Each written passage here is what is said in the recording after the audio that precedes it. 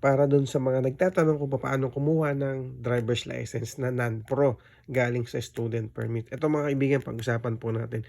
Ito is para dun sa mga bagong followers natin at sa mga bagong at sa magiging followers pa natin, kasi may mga nagtatanong pa rin kung paano daw yung gagawin nila at paano yung step by step sa pagkuha ng professional sa pagkuha ng non-professional driver's license. Tandaan nyo, lahat po tayo ay dadaan sa non-professional driver's license.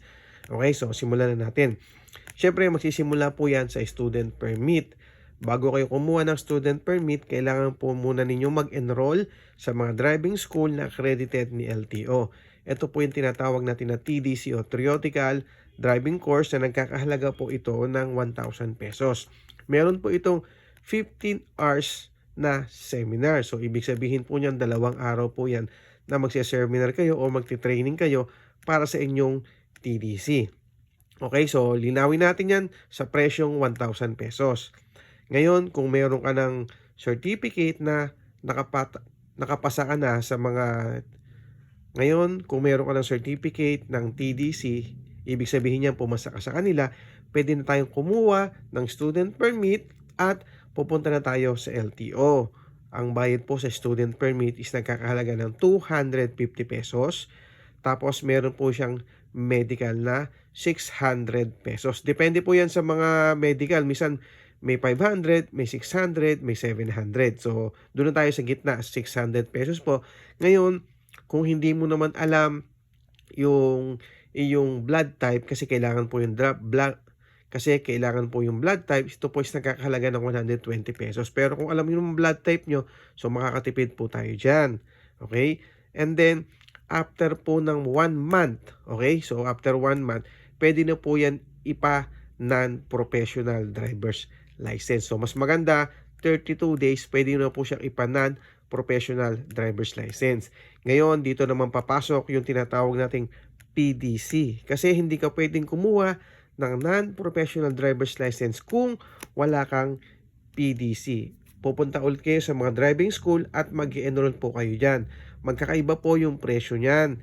Kasi kapag motorcycle is 1,500, kapag po with tricycle, so dalawa po yan, 2,500. Ngayon kung 4 wheels naman po, is nagre-range or nag-average po ito ng 4,000 pesos para sa 1 day na seminar. Okay? So, linawin natin yan na mga kaibigan na kailangan mo ng PDC para ka makakuha ng non-professional driver's license.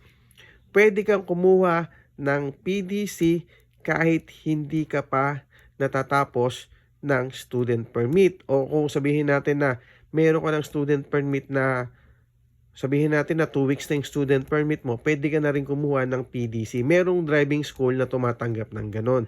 Para pagdating mo ng 32 days or 1 month plus 1 na student, pwede ka nang mag non-pro. Okay? Tandaan nyo din, mga kaibigan, na gamitin po ninyo yung inyong medical. Kasi ang medical is tumatagal ng 2 months yan. Kaya, mas maganda, bago mag-expired yung medical mo, is makakukuha ka na ng non-professional driver's license. So, balikan na natin paano pagkuha ng non-pro. So, sa non-pro, yung PDC, dapat meron ka na certificate niyan. And then, pwede ka na pumunta sa LTO.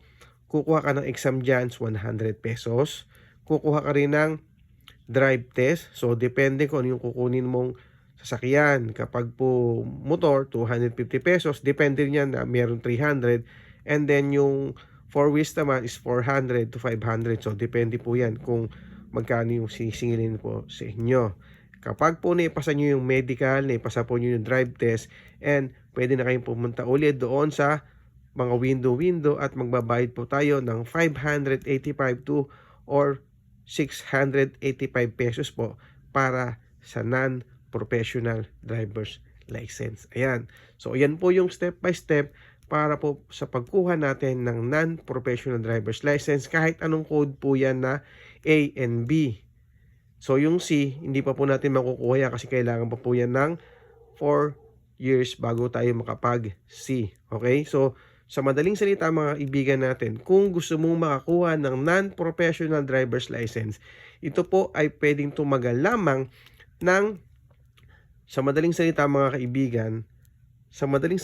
kaibigan, na wala pang 2 months makakakuha ka na ng non-professional driver's license at makakapagmaneho ka na ng mag-isa ng motor o kaya ng 4 wheels, depende kung anong code ang kinuha mo. Okay? Sana nakatulong po ang video na to. And then, syempre maraming salamat sa lahat ng sumusuporta at bagong mga followers natin. Maraming salamat po sa inyo and ingat po tayo palagi. Bye!